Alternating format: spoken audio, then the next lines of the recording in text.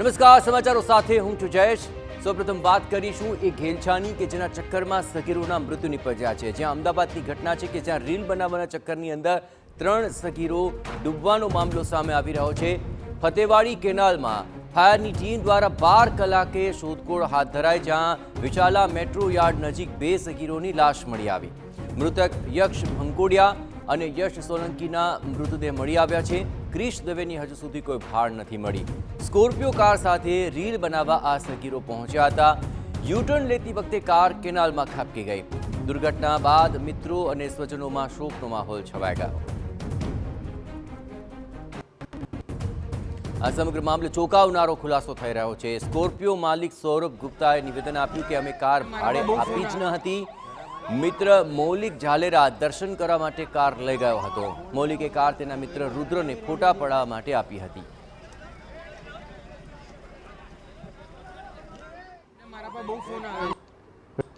રીલના ચક્કરમાં 3 યુવકોએ જીવ ગુમાવ્યો છે અને 3 મિત્રો રીલ બનાવતા હતા અને 3 મિત્રોને ગાડી ચલાવતા આવડતું ન હતું, છતાં પણ સ્કોર્પિયો ગાડી તેને ફોટો પડાવવાને રીલ માટે લીધી હતી। જે સ્કોર્પિયો કારના માલિક છે સૌરભ ગુપ્તા, તેની સાથે વાત કરશું। સૌરભભાઈ, તમારી સાથે જે પોલીસ નિવેદનમાં ગાડી તમારી સાથે ભાડે લીધી તેવી વાત છે, હકીકત શું છે? હકીકત એ છે કે મારો મિત્ર છે મૌલિક ઝાલેરા, એ ટીવીએસ કંપનીમાં સેલ્સ મેનેજર તરીકે જોબ કરે છે। એમનો હું જ્યારે મારા પાસે એમને 2 દિવસ પહેલાં કીધું તો મારે આ તારીખે જોશે, એમને કંઈ વાંધો નહીં, તમારે જરૂરત હોય તમારી પર્સનલ ગાડી તમે લઈ જજો। એમનો હું જ્યારે ગાડી લઈ ગયા ત્યારનો મારા પાસે સીસીટીવી ફૂટેજ છે, એમનો ઓરિજિનલ લાઇસન્સ બી મારે જોડે છે। જ્યારે એમને ગાડી લીધી ત્યારે હું એમને ગાડીનો ફોટો વિડીયો બી એમને આપેલો જ છે ઓર એમનો ઓરિજિનલ લાઇસન્સ મારા જોડે જમા રાખ્યો। આ તદ્દન ખોટી વાત છે કે મારી જોડે કોઈ ભાડે લીધેલી છે। એમને મારાથી મિત્રતા તરીકે લીધેલી છે ગાડી, ઓર એમનાથી કોઈ આગળ જે કંઈ થયો હોય એ મને નહીં ખબર। એમનો ઓરિજિનલ લાઇસન્સ આજ સુધી બી મારા પાસે છે। મૌલિકભાઈ બી અત્યારે મારા જોડે જ છે।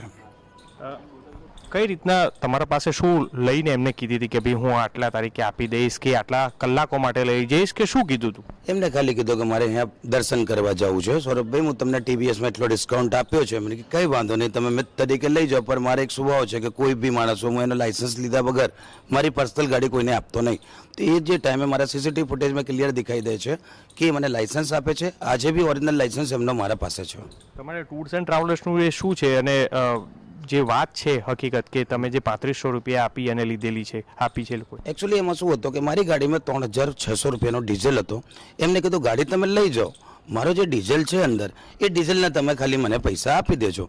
તો એમને મને ઓનલી ફોર ડીઝલના પૈસા આપ્યા છે, બાકી એમને મારા જોડેથી કોઈ આ તરીકેનો કોઈ વ્યવહાર નહીં થયેલો। ઓલરેડી હું એમના શોરૂમ ઉપર 4 વખત ગયેલો છું। એમને ત્યાં મારી ટીવીએસની જુપિટર એમના ત્યાંથી જ લીધેલી જ છે। કોના ત્યાંથી? મૌલિકભાઈ ઝાલેરા છે, એ સેલ્સ મેનેજર છે। એમને ત્યાં મને ડિસ્કાઉન્ટ કરીને 12000નો ડિસ્કાઉન્ટ બી અપાયેલો છે અને બિલ બી મારા જોડે છે। મૌલિકભાઈ સાથે છે। મૌલિકભાઈ, તમે મિત્ર તરીકે એમની ગાડી લીધી હતી, તમે કોને બીજાને આપી હતી ને આખી આ ઘટના બની?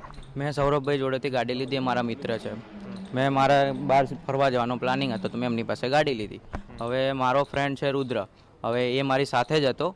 એને મને કીધું કે મારે ફોટા પડાવવા છે અને પછી મારા ઓફિસથી ફોન આવ્યો એટલે હું ઓફિસે ગયો। મેં કીધું તું વાંધો નહીં, ફોટા પડાવી લે। મેં કીધું પછી તું આવી જજે ઓફિસે। તો એ ભાઈ ત્યાંથી કે વસ્ત્રાપુર લેક કે મારે જવું છે, ત્યાંથી મેં એને ગાડી આલી। ત્યારે એ ત્યાં ફોટા પડાવતો હતો અને પછી હું તો ઓફિસે જતો રહ્યો। પછી એને કોને આલી, શું થયું કંઈ ખબર જ નથી મને। ક્યાં આગળથી તમે ગાડી એને આપી અને પછી આ રીતના એ ફોટા પડાવવા માટે લઈ ગયો, તમને કેવી રીતના જાણ થઈ? મને સૌરભભાઈએ કીધું કે આવી રીતના કે કેનાલમાં ગાડી ગઈ છે, ત્યારે મને ખબર પડી। બાકી હું તો શોરૂમે જ હતો, મારે શોરૂમથી ફોન આવ્યો હતો એટલે હું શોરૂમે જ હતો। એને મેં ત્યાં વસ્ત્રાપુર લેક આગળ મેં એને ગાડી આપી હતી। એ કે મારે અહીંયા ફોટા જ પડાવ્યા વસ્ત્રાપુર લેક આગળ। મેં કીધું વાંધો નહીં, તું ફોટા પડાવી લે પછી। એને ગાડી ચલાવતા તો આવડતી હતી રુદ્રને, એને મેં 2-3 વાર જોયેલો છે ગાડીમાં, એટલે એને આવડતી હતી। આખી ઘટના બની ત્યારે રુદ્ર સાથે હતો કે કેમ? અને રુદ્રના કોણ 3 મિત્રો છે કે જે ક્રિશ અને આ તમામ લોકોના જે 3 લોકોના મૃતદેહ મળ્યા છે? એમને હું ઓળખતો નથી, એ એમના મિત્ર છે રુદ્રના, કોઈ સ્કૂલ ફ્રેન્ડ છે કદાચ, શાયદ કે હશે કે ટ્યુશન ફ્રેન્ડ છે, એમને હું ઓળખતો બી નથી। હાલ આ કેસમાં જે સ્કોર્પિયો કારના માલિક છે સૌરભભાઈ, તેમનું કહેવું છે કે તેમના જે કોમન જે આ મિત્ર છે મૌલિકભાઈ, કે જેના ત્યાંથી તેમને 2 વ્હીલર પરચેસ કર્યું હતું અને તેમને એક મંદિરે જવાનું કહી અને ગાડી છે તે લીધી હતી, પરંતુ જે મૌલિકે રુદ્ર નામના મિત્રને આપી અને ત્યારબાદ આ રુદ્રએ અન્ય તેના કોમન મિત્રને આ ગાડી આપી અને ત્યારબાદ ફોટો પડાવવા અને રીલ માટે તે લોકો અહીં ફતેવાડી કેનાલ પાસે આવ્યા અને ત્યારબાદ આ રીલના ચક્કરમાં આ ગાડી છે કે કેનાલમાં ખાપી હતી અને ત્રણેય લોકોએ જીવ ગુમાવ્યો. કેમેરા પર્સન તોશિફ મલિક સાથે મિહિર સોની, TV9 અમદાવાદ. તો મોતે ભેટેલા સગીરોના મિત્રે પણ એ વાત સ્વીકારી છે કે તેમાંથી કોઈને પણ બરાબર કાર ચલાવતા નહોતું આવડતું. ભોગ બનનારા પરિવારો પણ હવે લોકોને આવી રીતની ઘેલછાથી દૂર રહેવાની અપીલ કરી રહ્યા છે. અમે લોકો તો 10 વર્ષથી બધા ભાઈબંધો જ છે. અમે લોકો નાના ત્યારથી સિનિયર જુનિયર થઈને એવી બધા જોડે જ હતા.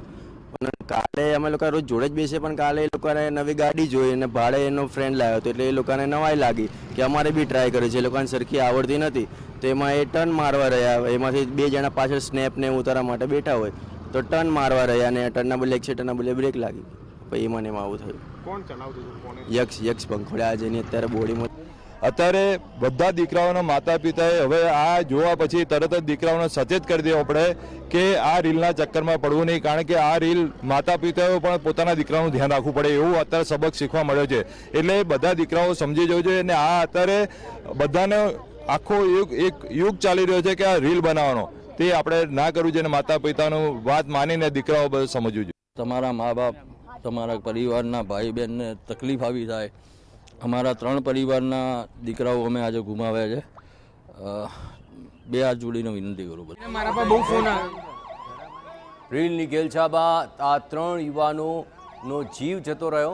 વાસણા સરખેજ પાસે આવેલા ફતેવાડી કેનાલ પાસે બુધવારે સાંજે આ ભયાવહ દુર્ઘટના ઘટી ગઈ. રીલ બનાવવાના ચક્કરમાં 3 સગીર સ્કોર્પિયો કાર લઈને પહોંચ્યા હતા અને યુટર્ન લેતી વખતે કેનાલમાં ખાબક્યા. તેમને શોધવા માટે અસલાલી, પ્રહલાદનગર અને જમાલપુર ફાયર બ્રિગેડના 30 જવાનો કામગીરીમાં જોડાયા હતા. વાસણા બેરેજનું કેનાલમાં જતું પાણી બંધ કરી દેવાયું અને ભારે જહેમત બાદ ફાયર બ્રિગેડની ટીમે સ્કોર્પિયો કાર બહાર કાઢી હતી. કલાકોની શોધખોળ બાદ યક્ષ ભંકોડિયા અને યક્ષ સોલંકી નામના સગીરોની લાશ મળી છે. પ્રાથમિક તપાસમાં સામે આવેલી વિગતો અનુસાર 3500 રૂપિયામાં 4 કલાક માટે કાર ભાડે લીધી હતી અને તેઓ તેની સાથે રીલ બનાવી રહ્યા હતા. સૌ મીડિયામાં છવાઈ જવાની અને પોતાનો વટ પાડવાની ઘેલછામાં આ યુવકોને આ કારનામું ભારે પડ્યું.